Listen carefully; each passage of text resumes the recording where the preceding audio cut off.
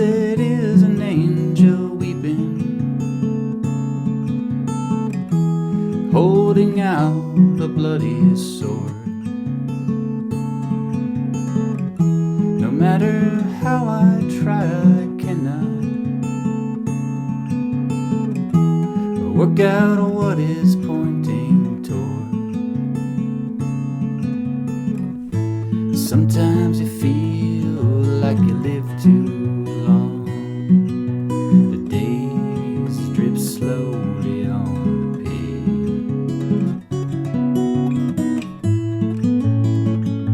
You catch yourself pacing the cage.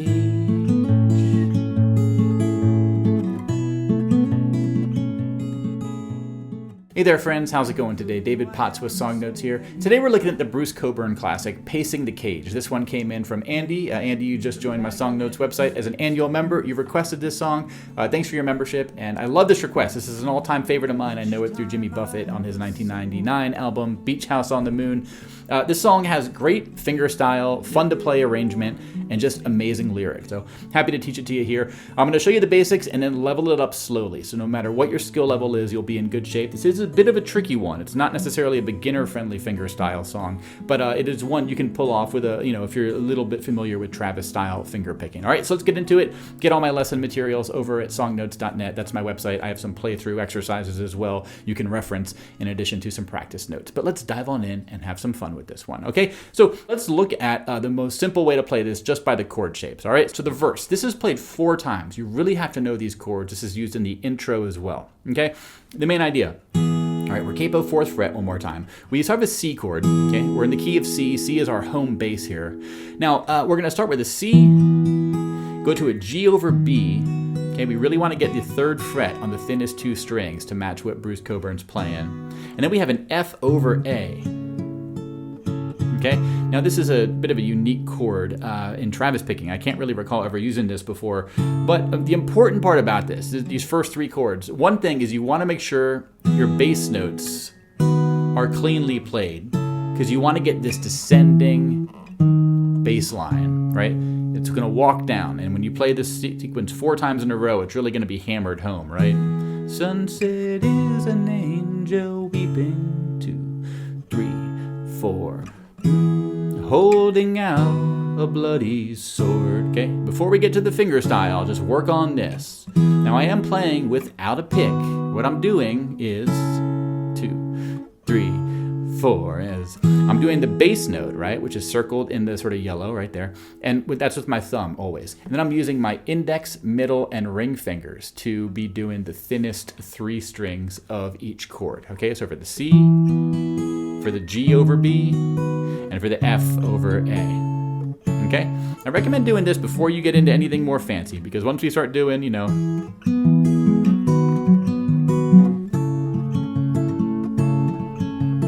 before we do that, we really want to know these chord shapes forward and backwards. Now, I've been practicing this for a few days in a row, so give yourself a lot of patience as you're first chewing this off and you're first working on this. A great first thing to practice is memorizing these chord shapes. Just practice going between them cleanly, right? And then let's look at just the next 2 sections, and that way we know the whole lay of the land, right? Now, the pre-chorus, we're going to be going between F and G, okay? The important part about this F, though, is that we want to make sure we get this low E string 1st fret. And the reason why is because we're coming from the F over A. So when we go from an F over A to an F, the only difference is the bass note, and therefore we want the bass note to really be played cleanly. Now, you can play it with a barred version like this, or you can do a wrapped thumb version.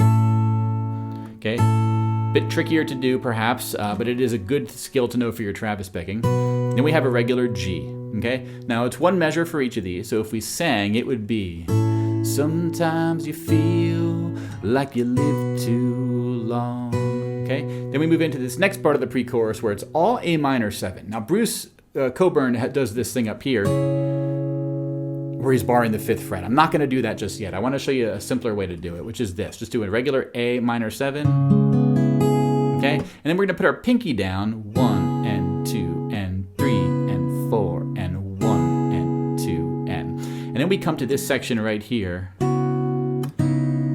This is going to eventually become a beautiful part of the song. I love playing it. That's the chorus, what I just played there. But anyway, this is open, 5th, 5th, 3rd, and then open, 5th, 5th, open. Okay? So, A minor 7, add the pinky, back to A minor 7. Now we have this last line here, the chorus, right? This is a bit tricky. Back to an F, but we want to leave the thinnest string open, right? Then you catch yourself. Then we go to this G, pacing the cage. Okay? Now, these are probably the two trickiest chords to switch between in the song. Follow my finger instructions here. Basically, ring, middle, index, thumb down here. Okay? And then for the G, I'm calling this a G7 sus4, but there's also an add 6. Don't worry about the name. You could think of it as an F major 7 with a G bass note. F major 7 over G. That might be a simpler way to say it. To switch from the F major 7 to that G, all we're going to do is move our ring finger to the 6th string and our pinky to the 4th string. Practice going back and forth between these two. Now these two chords are used in Wichita Lineman by Glen Campbell. Any song that uses these chords seems to be pretty awesome, right? So the first day of practice, what I recommend doing is just going through these chords, get this page by practice notes. I have a whole separate video where I show you this, playing through the chords from start to finish. You just want to be able to play the chords cleanly from start to finish, and you can hum the lyrics over if you want while you're singing. Everything we add later with the finger picking gets more tricky, right? So that's a good first thing to aim to do. And as you're practicing that, if you want to start working on the Travis picking, which I'm going to introduce next, you can. So let's look at that, right? So once you understand the chords, let's look at how we're going to start bringing in the alternating bass note. Now this is a signature element of Travis style finger picking, where the right thumb, if we're right-handed, is playing the bass notes, multiple bass notes, and it's alternating, okay? C to the G over B to the F over A. Okay, so while this is happening, we have to bring in the other chords, the other strings, sorry. Okay, C to G over B to F over A. Now, I want to say something really quick. When I am doing this 3-string grab with these 3 fingers plus the bass notes, that's a 4-string grab in total. You're never really doing this during the full Bruce Cockburn arrangement. So when you attempt to play what's on the screen right here, it might be tricky when you're doing your first pluck of each chord, since you have to get all your left-hand fingers in place immediately. Just take it really slow and know that it will, in a way, get easier once we add the rest of the notes, okay? So C, G over B. Now the F over A, if you want, you can just play it when only these fingers are down, and then get your ring finger in place for that 4th string note. Check it out again, right? G over B, watch my ring finger. See how it got in place just in time? I'll do it one more time here. C to G over B, and then F over A. All right, right? Now Bruce Cockburn is doing one thing to this F over A to make it trickier. He's not playing the thinnest string. We'll cover that later because that gets way more difficult, right? But let's look at the rest of the song in this style, right? We go to our pre-chorus, right? You can either do it with the barred F, right? Or you can do the wrapped thumb. Sometimes you feel like you lived too long, okay? Then we go to the A minor 7. The days drip slowly on the page. Okay, it sounds a bit dissonant there, but don't worry, it's going to sound great once we put it all together, okay? Then we have the chorus. Just get used to the 6th and 4th string alternate with our thumb. Then we do that chord switch. Take it slow if you need to. And then you go back and do it again.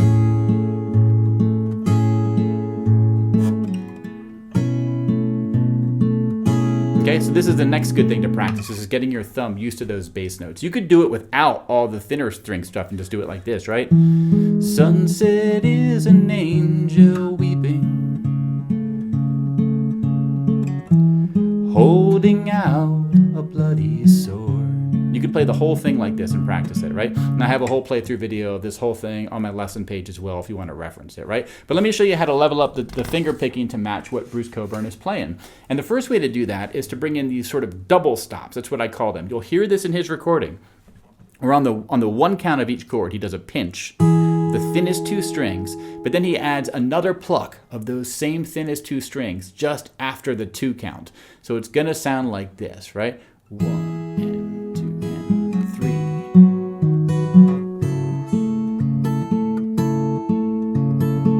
Do this 4 times.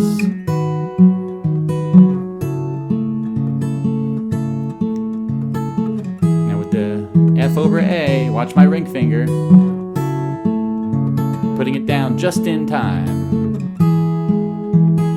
Just make sure the first fret notes are down for the 1 count. Okay? Then the pre-chorus. Get that F bass note in there. Sometimes you feel like you lived too long.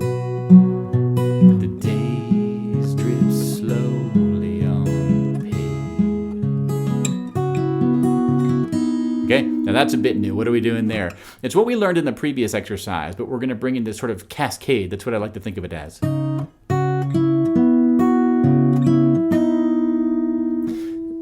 So we're going to pinch between 5th and 2nd string, add that 3rd string before our thumb comes down again.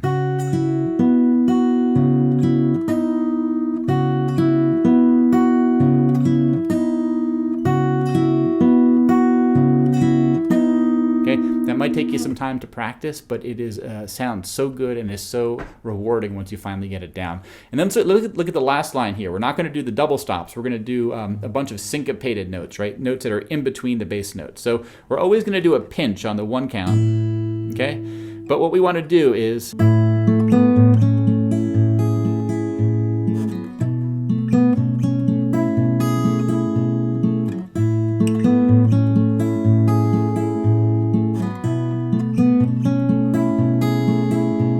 I just like to practice that over and over and over again. It really requires you to know the chord shapes that you're going to need there, that F major 7 and then that G7 sus 4. But give it time, take it slow, right? And this is another thing that you might need to spend a while with, right? But when you're ready, we can move on to the full Bruce Cockburn version, which I'll show you next. But if you want to reference what I just played in a single playthrough without any sort of talking, see my lesson webpage. I have it clipped out as a separate exercise from start to finish.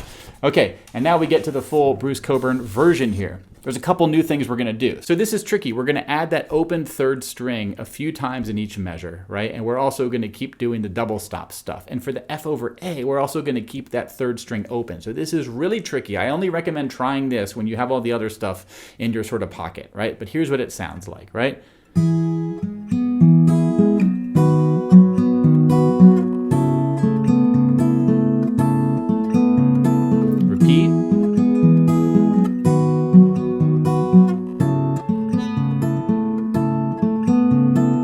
After you do that 4 times total, you go to the F. Now I'm going to do a barred version here.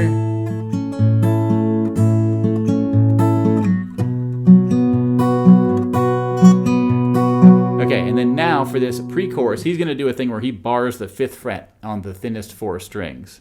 Then he puts his pinky down here on the 8th fret.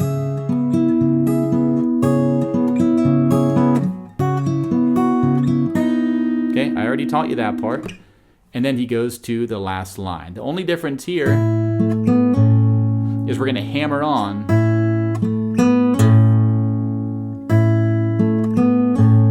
You have to hammer on from open to 2nd fret on the 3rd string as the bass note on the thickest string is played for the 2nd time. Really tricky thing to do. I only can do this smoothly, probably because I've learned it in so many other songs. Lots of John Prine or Guy Clark have used this, so I've sort of incorporated this into my bag of tricks. And that's a great thing about learning songs like this is once you master these little techniques, you can take them with you, okay?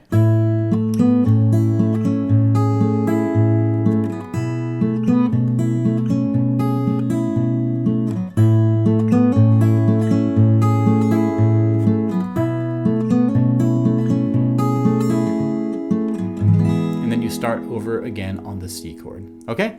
So what I have on my website is playthroughs of each of these exercises, right? Whether you want just the chords, or you want the chords with the bass notes, or you want the sort of semi-simplified version, or the full Bruce Cockburn version that you have there. And that's all you really need. And I also, as a bonus, will have what I call my secret stash version. I like to do this for songs like this, where I take the full artist version and then I adjust it for my own taste. Maybe I'll smooth out some of the rough edges so it's a little bit easier and just gives me something that I can play with confidence. I'm not saying that's how you should play it. I'm just rather sharing it with you as an example of a fun way that you can sort of make this song your own. Okay, so that's over on my website. Again, get my practice notes and all the tabs in print-friendly format, plus all these practice exercise videos and a link to a recommended lyric sheet over on my website. Thank you all for watching. Andy, I hope you found this lesson helpful, and I'll see you all in the next one. Take care, my friends, and bye-bye. I've proven who I am so many times. The magnetic strip's worn thin, and each time I was someone else.